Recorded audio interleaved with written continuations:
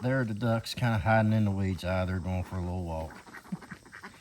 No, I didn't use the intro today because I got something I want to talk to you about special. It's going to be kind of a special video. Explain to you about something that happened here the other evening and talk about some ways y'all can kind of prevent from the same thing from happening. And if it does happen to you, we'll talk about what you can and can't do. But in the meantime, while we're looking at the ducks, just letting you guys know these ducks are up for sale. If anybody's interested, just let us know and we'll set you up with the information you need to know. Every one of them's for sale.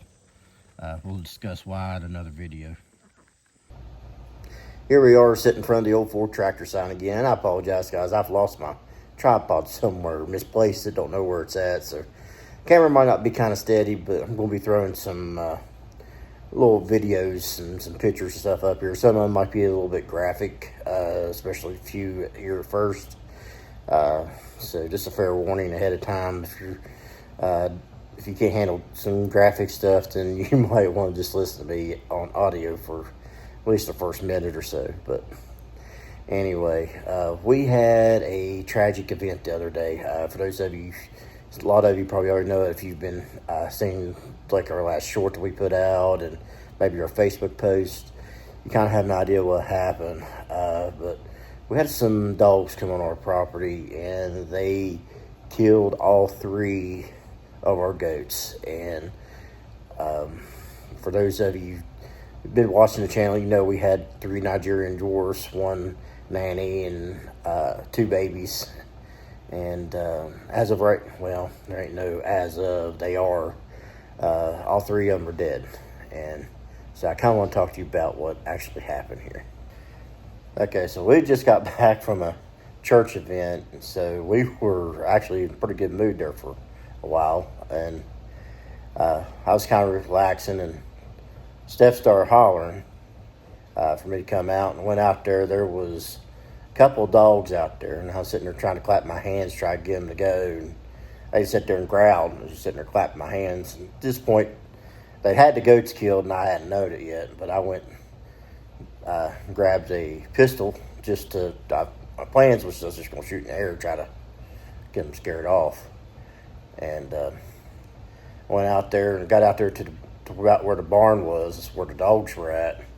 And then the dogs, they was just sitting there snapping and growling at us. And Steph looked in the barn and seen one of the goats were dead, and she let me know about that. And I fired on those dogs, and I found out about that. Shot both of them. We found one of them dead a little bit later, or we did. One of our neighbors did that next morning. The other one we still haven't got any confirmation on if it made it anywhere or not. Shot him with a .22, so who knows, it might have survived. I don't know. But anyway, but when we went looking around, we found both of the babies. I looked all even, could not find the nanny anywhere. And we kind of figured she was dead. We just didn't know. But we have a local Facebook page in our community that lets people know about the road conditions and stuff up. And I actually utilized that, and I put pictures. I have pictures of the dogs, and I put them up on Facebook and let people know to beware in the area that dogs are vicious. They try to attack us. And because really, we got dogs like that, they could get children, kill them, and they really don't need to be around. So people started sharing. Post eventually got took down, and I get road conditions post, and I had that up there. But I feel like it was vital information for the community. But the next day, one of our neighbors, actually it was Steph's uncle, found the big goat laying in a creek. I guess the dogs wrestled it in the creek. It was, and of course, it was dead too. But kind of want to talk about some of the things that you can and can't do in this situation. Now, I live in the state of West Virginia, and West Virginia has its own laws. Each state has its own laws, and it's actually good for you to research your laws knowingly ahead of time before you run into a situation like this. I think most states have similar laws, but you know, I know what the laws are in our state because I've had to research them before, and I actually found something very interesting in our laws about the same situation that I'm going to share with you here in just a little bit, not right yet. But in the state of West Virginia, it is actually legal to protect your livestock, and it's the laws in different sections, but there's one section, I can get this off the state legislature's page, code.westvirginialegislature.gov, and this comes up. It says, a person may kill a dog that he may see chasing, worrying, wounding, or killing any sheep, lambs, goats, kids, calves, cattle, swine, show, or breeding rabbits, horses, colts, or poultry outside of the enclosure of the owner of the dog, unless the chasing or worrying be done by the direction of the owner of the sheep, lambs, goats, kids, calves, cattle, swine, show, or breeding rabbits, or horses and colts and poultry. So as long as it's not my dogs that I directed to chase the animals, I have a right in the state of West Virginia to protect my livestock by lethal force. And this was what I did yesterday. And the law, there's also a section in the law I've read before that you can actually, in this state, make the owners pay, if you don't put them down, make the owners pay to have their dog put down. Or the sheriff's department can have them put down, and then they have to pay the sheriff's department for putting them down. I can't remember what the price was. It wasn't a lot for nowadays. I'm sure it was when the law was written. But now for something very interesting I found out. Again, this is the state of West Virginia. So I don't know what it is in your state. But I found something out very, very interesting. And it says, it's just the one I was wanting. Pause this for a second. Okay, so, and this is the state of West Virginia. It says, if any dog has killed or assisted in killing, wounded, or worrying any sheep, lambs, goats, kids, calves, cattle, swine, show, or breeding rabbits, horses, colts, or poultry out of the enclosure of the owner of the dog, the owner or keeper of the dog shall be liable for the sheep, lambs, goats, kids, calves, cattle, swine, show, or breeding rabbits, horses, colts, poultry, and the amount of the damages sustained to be recovered in an action before any court or magistrate having jurisdiction of the action. It shall not be necessary to sustain the action to prove the owner of the dog knew the dog was accustomed to worrying, killing, or wounded. A recovery under the section shall bar and preclude the owner of the sheep, cattle, lambs, goats, kids, cattle, swine, breeding rabbits, horses, blah, blah, blah, blah. It covers all livestock. And here's where it gets kind of interesting.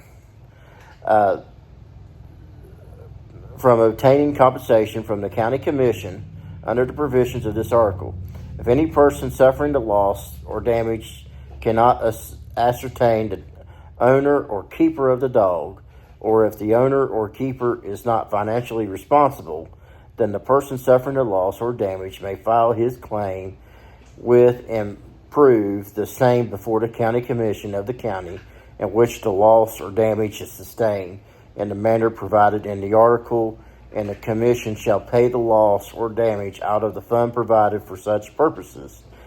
And according to the provisions of this article, when compensation is so obtained from the county commission, the county commission is authorized to sue under the section and recover as the owner of the sheep, lambs, goats, kids, calves, cattle, swine, show, or breeding rabbits, horses, colts, or poultry. The amount so recovered shall be paid into the court treasury, but no suit shall be commenced unless authorized by the county commission. So basically what it's saying is if you can't figure out who the owner of the dog is that did the damage, then you can petition the county commission to provide for reimbursement of the loss, which is I think it's kind of a cool law. I did not know this until probably 10 minutes before I started doing this video. I was sitting there researching because I wanted to tell y'all what West Virginia laws are. And again, you want to research your own area so you know what ground you're standing on. I'm sure most states have similar laws. But,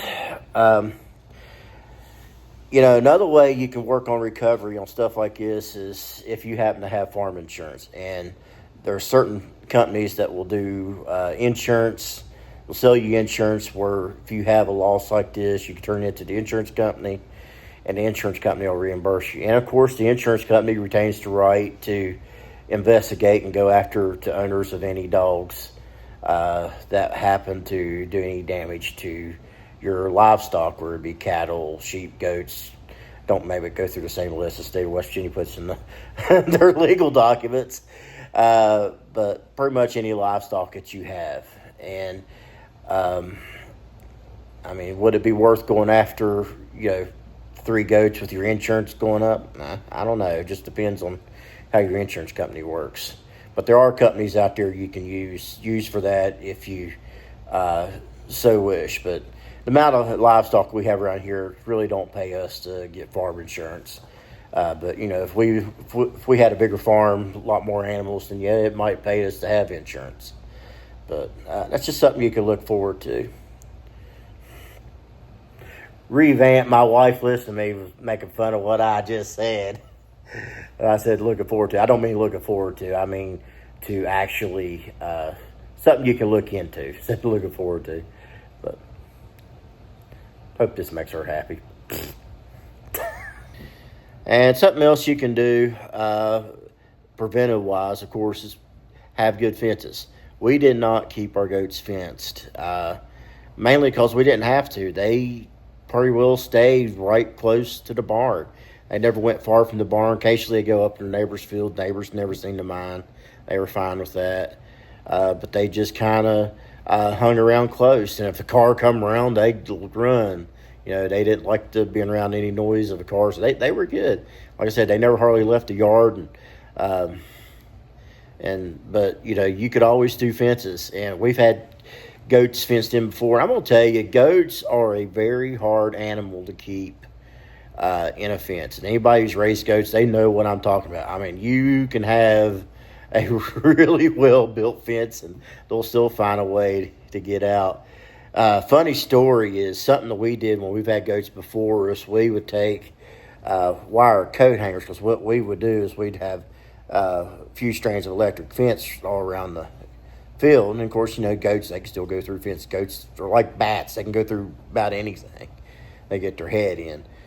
But what we would do is we'd make little yokes with wire hangers so that antennas sticking up there, when they'd hit the wire on the electric fence, it would shock them. So and we had these 2 little goats that we'd bought. We raised them as bottle babies, and they were supposed to be big boar goats. They wasn't. I don't know what they were. It was some kind of pygmy or something, I think. But they never got very big. But we did the yoke thing with the wire coat hanger. And I'm gonna tell you, if you guys try to do this, that little crimple part of the wire coat hanger, that little spiral part where the wire coat hanger wraps around, cut it off, and I'm going to explain why. Because one little goat, one day I heard it screaming, and come find out, it tried to go through the electric fence, and it got caught in the spiral part, and the goat survived, but not at the expense of my hand getting shocked. But it was, it's funny now, it wasn't then. It was kind of a scary moment. But long story short, that goat never got close to that fence again after that. But we eventually sold those goats. They wasn't, what we was looking for at the time. But anyway, there's little things you can do like that. You always, and I don't recommend keep them in the stalls of barns either, because they need to be able to eat vegetation. They need to be able to eat briars and different stuff. But we're kind of getting off topic here. But anyway, there's little things like that you can do to help ensure that your animals are kept safe. Okay, so now the question is, where do we go from here? Again, we know for a fact that one of the dogs is deceased. I have no idea who the owner is. I did turn all the information I had into the sheriff's department. Let them know what I know. I had some people say they thought the dogs belonged to, a certain person. I won't mention their names because I have no concrete proof that it belongs to that person. But I did let the sheriff's department know about that part too. But all I can do is wait on that, or there's nothing I can really do other than give them time to maybe try to find who the owner is. But like I said, if that don't happen, I can always go to the county commission and request reimbursement that way. If I decided, I might not even do that. I don't know if it's really worth the trouble of doing. You guys tell me, what would you do in this situation? Would you seek the county commission for reimbursement under what the state law allows? Or would you just let it ride? I mean, we're talking 3 goats, $200 a piece. You're looking at $600. And knowing this county, they would shortchange you on that. They'd probably try to give me 3 or 4, I'm sure. But, it's just, it's how things crumble. It's something to think about, and like I said, I really don't think it'd really be worth my time, but who knows, I might go that direction. And then the question asks, are we going to get more goats? Well, I don't know. We're in the process. We're trying to downsize our animal list now because we got different plans of how we're wanting to do things. Like we're wanting to go down to 1 breed of chicken and just a handful of those. And we'll talk more about that in a future video because we're kind of wanting to go more towards breeding process. And one particular chicken we're wanting to keep just because they bring a premium price. And it's not the same chicken that I said if I only had 1 chicken I would raise, because that particular chicken is not the premium price chicken. But it is a good one. We'll talk about that in another video. But like I said, I don't think we'll get any more goats this year. We might next spring, just depending on how we feel. But we're still, still kind of grieving over the situation. It's kind of weird because when I get a chicken or something picked off, I get mad about it, but I don't get emotional about it. But for those of you who want to know what it was like, imagine most of you probably raised a dog from a puppy, got attached to him, and lost it some way, or hit by a car, or finally died of old age, and it becomes part of the family. Well, imagine doing that 3 times in one day. That's pretty much what's happened, and we're still contemplating over the situation of what really happened and stuff. And it was also a scary situation because, like I said, them dogs were about to attack us. If I had to do all over again, I wouldn't have grabbed a 22. I would have grabbed a shotgun. But I didn't realize what already happened. I was just wanting to scare the dogs off to start with. But maybe we need to do an episode on firearms. I don't know how YouTube will like that. We might try it one day. I got several of them. Be fun to kind of do some shooting on the channel.